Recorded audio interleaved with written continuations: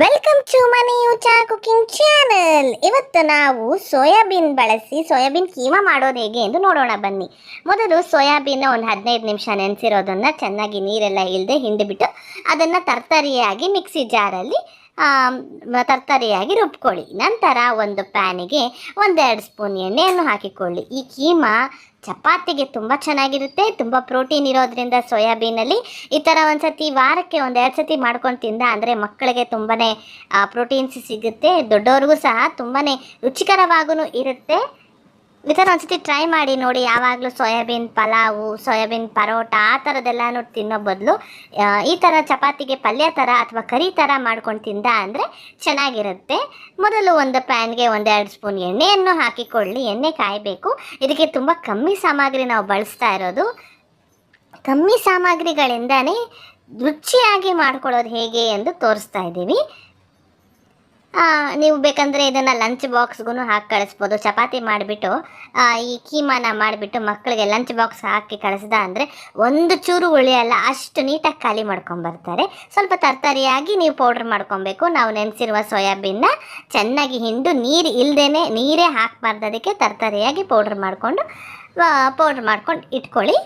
ಇದು ಎಣ್ಣೆ ಎಲ್ಲ ಕಾದ ನಂತರ ನೀವು ನಾವು ಸಣ್ಣಕ್ಕೆ ಹೆಚ್ಚಿರುವ ಈರುಳ್ಳಿಯನ್ನು ಹಾಕ್ಕೊಂಡಿದ್ದೀವಿ. ಇದು ಸಣ್ಣಕ್ಕೆ ಹೆಚ್ಕೊಂಡಿರ್ಬೇಕು. ಈರುಳ್ಳಿ ಉದ್ದಕ್ಕಿರಬಾರ್ದು, ಸಣ್ಣಕ್ಕೆ ಹೆಚ್ಕೊಬೇಕು. ಸಣ್ಣಕ್ಕೆ ಹೆಚ್ಚಿರುವ ಈರುಳ್ಳಿಯನ್ನು ಚೆನ್ನಾಗಿ ಲೈಟ್ ಗೋಲ್ಡಿಶ್ ಬ್ರೌನ್ ಟರ್ನ್ ಆಗೋವರೆಗೂ ಫ್ರೈ ಮಾಡ್ಕೊಬೇಕು. ನಂತರ ಇದಕ್ಕೆ ಶುಂಠಿ ಬೆಳ್ಳುಳ್ಳಿ ಪೇಸ್ಟ್ ಒಂದು ಚಿಕ್ಕ ಟೀ ಸ್ಪೂನಷ್ಟು ಹಾಕಿಕೊಂಡು ಚೆನ್ನಾಗಿ ಹಸಿ ವಾಸನೆ ಹೋಗೋವರೆಗೂ ಚೆನ್ನಾಗಿ ಫ್ರೈ ಮಾಡ್ಕೊಬೇಕು.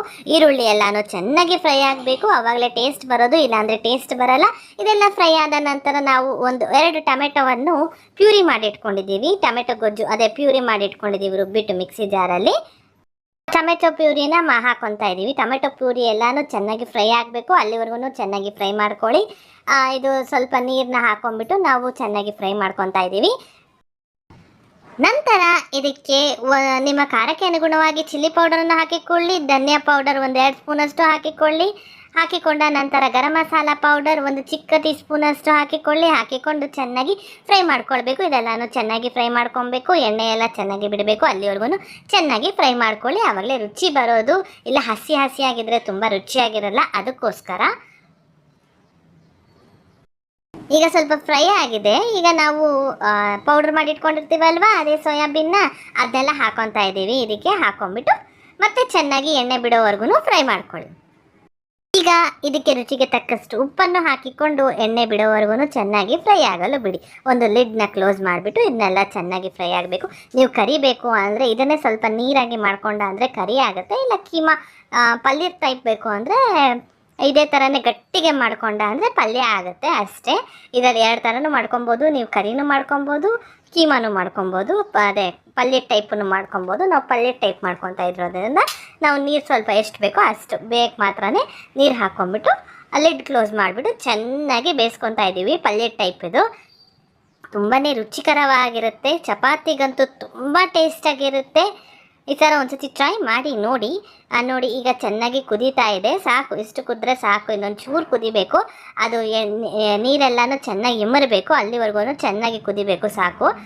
ಚೆನ್ನಾಗಿ ಕುದ್ದ ನಂತರ ಸ್ವಲ್ಪ ಎಣ್ಣೆ ಬಿಟ್ಟ ನಂತರ ಮೇಲೆ ನೀವು ಆಫ್ ಮಾಡ್ಕೊಳ್ಬಹುದು. ಲಾಸ್ಟಿಗೆ ಬೇಕು ಅಂದರೆ ನೀವು ಗಾರ್ನಿಷ್ಗೆ ಸ್ವಲ್ಪ ಕೊತ್ತಂಬರಿ ಸೊಪ್ಪನ್ನ ಹಾಕ್ಕೊಂಡ ಅಂದರೆ ಸೋಯಾಬೀನ್ ಕೀಮಾ ಸವಿಯಲು ಸಿದ್ಧ. ಮಾಡ್ಕೊಳ್ಳಿ, ತಿನ್ಕೊಳ್ಳಿ ಸೋಯಾಬೀನ್ ಕೀಮಾ. ನಿಮಗೆ ನಮ್ಮ ಚಾನಲ್ ಇಷ್ಟವಾದಲ್ಲಿ ಪ್ಲೀಸ್ ಲೈಕ್, ಶೇರ್, ಸಬ್ಸ್ಕ್ರೈಬ್ ಮಾಡಲು ಮಾತ್ರ ಮರಿಬೇಡಿ. Thank you for watching.